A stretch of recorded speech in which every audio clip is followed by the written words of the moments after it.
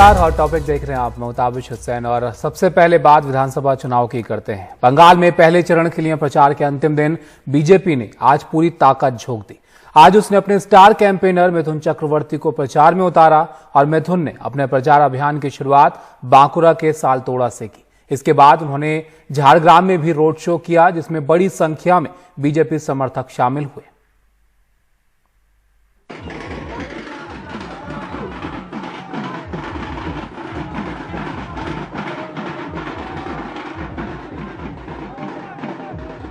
बंगाल में मिथुन चक्रवर्ती बेहद लोकप्रिय हैं। ये कहना भी काफी नहीं, लेकिन कोलकाता से 220 किलोमीटर दूर सलतोरा में हेलीपैड से ही उनका जो स्वागत शुरू हुआ, उसको देखकर वो भी हैरान रह गए होंगे। वो बीजेपी के स्टार कैंपेनर के तौर पर यहाँ आए थे।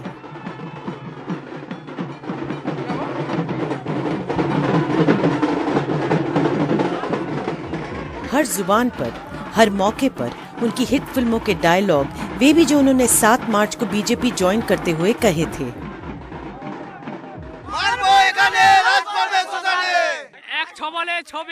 हेलीकॉप्टर को देखते से मिशन को देखते से हेलीकॉप्टर को। See, my relation with Bengal people is not hero and fan. It's from the heart. আমার হৃদয়ের সম্বন্ধ, আমার আত্মার সম্বন্ধ। So I connect with them from my heart.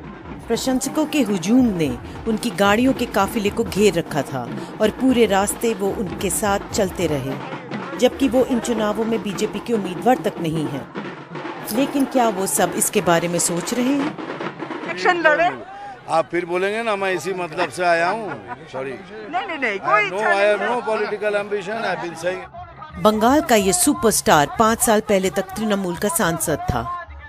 वो राजनीति में लौटे, इस बार बीजेपी के साथ। इसके पहले आरएसएस प्रमुख मोहन भागवत के साथ उनकी बैठक भी हुई।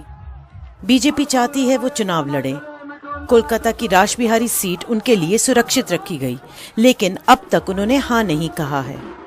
अगर मिथुन दा खड़े हुए तो वो जरूर जीतेंगे। मिथुन के लिए पर्चा भरने का अब भी समय है। सवाल है वो भरेंगे या नहीं। दूसरा बड़ा सवाल है, क्या वो अपने फैंस के जुनून को वोटों में बदल सकेंगे? क्या वो बीजेपी को बिल्कुल आखिरी दौर का फायदा पहुंचा सकते हैं?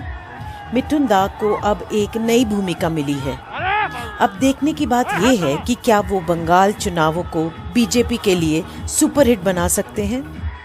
मैंने पूछा क्या आप टिकट लेंगे, लड़ाई करेंगे मैदान में? वो हंस के वो टाल दिए।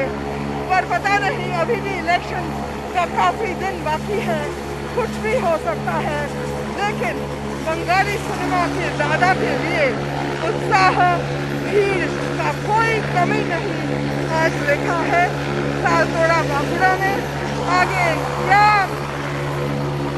मिथुन चक्रवर्ती का राजनीतिक फ्यूचर क्या होता है, क्या भविष्य में उनके लिए रखा है, उस पर नजर। डीडी शंकर के साथ मोनिजी पवारी,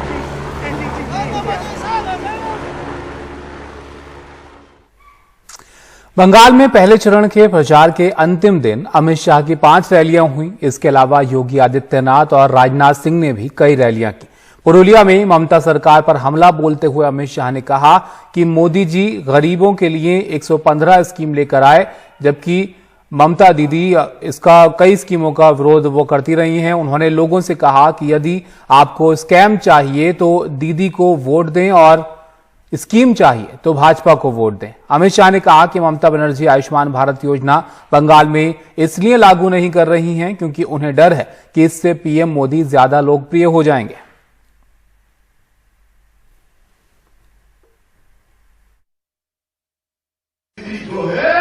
स्वास्थ्य का 5 लाख रुपया आपके घर में नहीं पहुंचने देगी।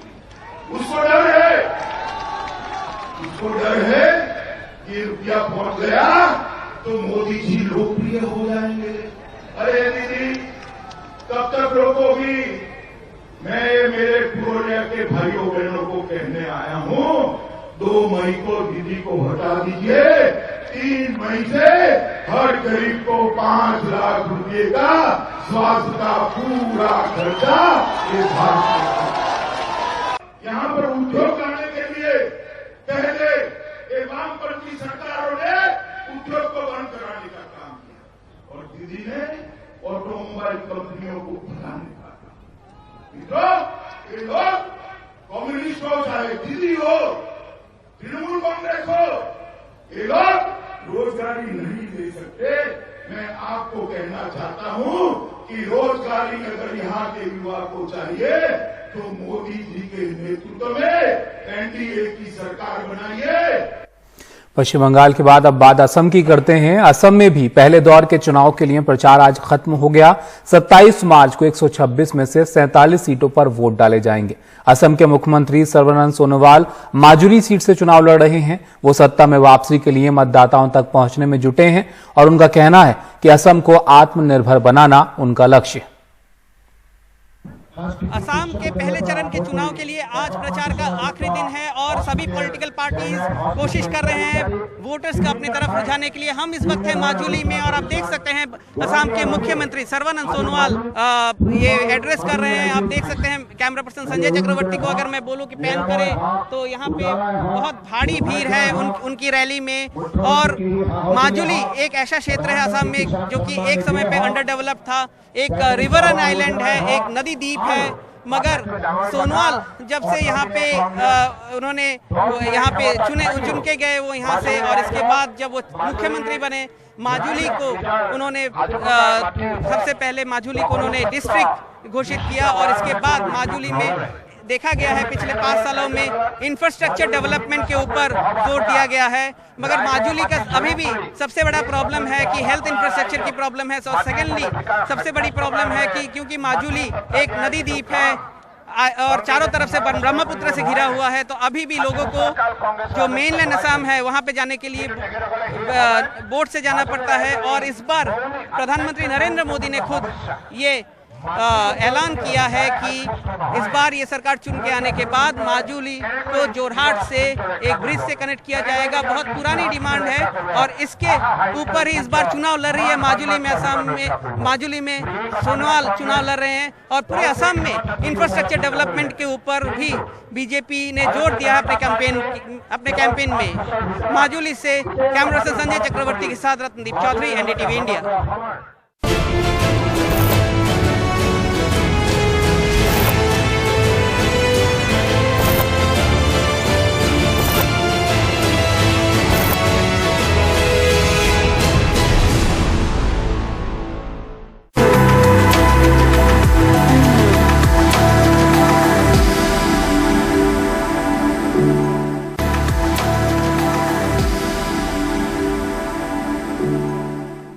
ब्रेक के बाद आपका स्वागत है और टॉपिक देख रहे हैं आप। और खबर दिल्ली से। दिल्ली के खजूरी खास इलाके का एक वीडियो वायरल हो रहा है जिसमें अजय गोस्वामी नाम का एक शख्स दूसरे शख्स को बेरहमी से पीटते हुए हिंदुस्तान जिंदाबाद और पाकिस्तान मुर्दाबाद के नारे लगाने को मजबूर कर रहा है। वायरल वीडियो का संज्ञान लेते हुए पुलिस ने आरोपी अजय गोस्वामी को गिरफ्तार कर लिया है। ये पूरा मामला देखिए इस रिपोर्ट में।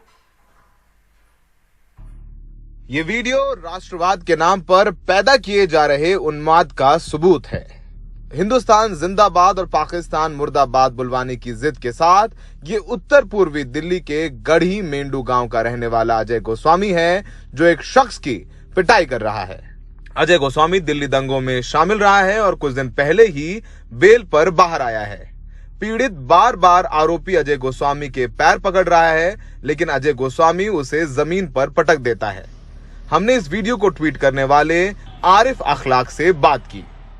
हमारी टीम के एक साथी ने हमको ये वीडियो भेजा था उसी इलाके के जिस इलाके में ये लिंचिंग हो रही थी, तो इसलिए मैंने इस वीडियो को ट्विटर पे शेयर किया और डीसीपी नॉर्थ ईस्ट दिल्ली उनको मैंने टैग किया, पुलिस कमिश्नर और उनको भी टैग किया। तो कुछ ही घंटों में मेरे पास रिप्लाई आया डीसीपी साहब का। रात के 12 बजे मेरे पास एसएचओ खजूरी खास के जो हैं उनका कॉल आया मेरे पास में। उन्होंने मामले की पूरी जानकारी मांगी, जो जो मुझे मालूम था मैंने उनको बताया। ये पूरा मामला मंगलवार को उत्तर पूर्वी दिल्ली के खजूरी खास में घटित हुआ। पुलिस ने फौरन कार्रवाई की और ट्वीट कर जानकारी दी कि खजूरी खास का वीडियो सोशल मीडिया पर प्रचारित हो रहा है। इसका संज्ञान लेते हुए पुलिस ने आपराधिक मुकदमा दर्ज किया है और आरोपी को भी गिरफ्तार कर लिया गया है। इस मामले में जांच जारी है। इस वीडियो को बनाने वाले अजय गोस्वामी के साथी दीपक की पुलिस तलाश कर रही है। साथ ही साथ पुलिस ने मीडिया को पीड़ित की पहचान बताने से मना कर दिया है। हमने कुछ दिन पहले देखा कि गाजियाबाद में एक मुसलमान मंदिर जाकर के पानी पी लेता है तो उसमें उस शख्स को बुरी तरीके से पीटा जाता है। और अब ये दूसरा मामला सामने आया है जिसमें एक अजय गोस्वामी नाम का लड़का एक लड़के को पीट रहा है और उससे पाकिस्तान मुर्दाबाद, हिंदुस्तान जिंदाबाद, ओवैसी मुर्दाबाद, आजम खान मुर्दाबाद जैसे नारे लगवा रहे हैं। तो ये सिर्फ मामला दिल्ली गाजियाबाद का नहीं है, कहीं ना कहीं एक समाज में एक धर्म के प्रति जो नफरत फैलाई जा रही है ये उसका नतीजा है। तो फिलहाल पुलिस ने इस मामले में कड़ी कार्रवाई की है जिससे कहीं ना कहीं एक सख्त संदेश ज़रूर जाए या जा रहा भी है कि ऐसे लोगों को कानून का डर होना चाहिए और उन पर सख्त कार्रवाई की जा रही है। सहयोगी रवि के साथ दिल्ली में सौरभ शुक्ला, एनडीटीवी इंडिया। तो इसी के साथ हॉट टॉपिक में फिलहाल इतना ही। यहाँ एक ब्रेक के लिए रुकेंगे, ब्रेक के बाद भी खबरें जारी हैं। नमस्कार।